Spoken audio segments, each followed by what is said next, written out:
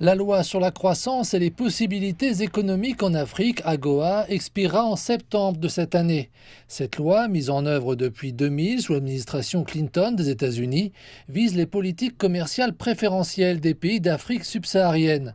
Elle permet aux pays africains éligibles et respectant les règles de bénéficier d'un traitement en franchise de droit lorsqu'ils exportent des textiles, des produits agricoles et d'autres marchandises vers les États-Unis. Mais comment remplir les conditions, comment respecter les règles? Il semble que cela dépende des autorités et des gouvernements américains.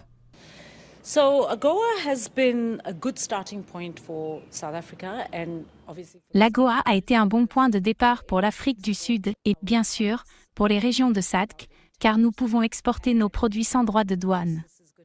Et bien sûr, cette situation sera réexaminée en 2025, en septembre. Et nous avons été exemptés des droits de douane sur les produits agricoles, sur nos voitures, sur beaucoup de BMW et de Toyota qui ont été assemblés ici et exportés vers l'Amérique. Avec l'administration Trump, les choses ont un peu changé et la situation, vous savez, sera réexaminée.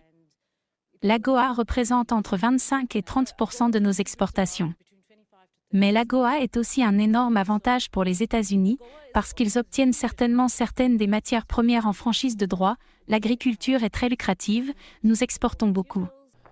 Madame Paruch a déclaré que la loi sur la croissance et les possibilités économiques en Afrique a permis à de nombreuses grandes entreprises telles que BMW et Toyota aux États-Unis de tirer profit des échanges commerciaux dans le cadre de l'exemption de droits de douane. En revanche, les petites et moyennes entreprises d'Afrique du Sud, qui ont besoin de plus de développement, n'ont pas vraiment bénéficié de la loi sur la croissance et les possibilités économiques en Afrique, AGOA, et les exportations de textiles et d'autres industries n'ont pas augmenté de manière significative. Elle estime qu'en réponse à la position de l'Afrique du Sud sur certaines questions internationales, le mécontentement de l'administration Trump à l'égard de l'Afrique du Sud devient de plus en plus évident, ce qui constitue la raison fondamentale du nouveau procès sur la révocation de l'aide et des projets de loi économique pour l'Afrique du Sud.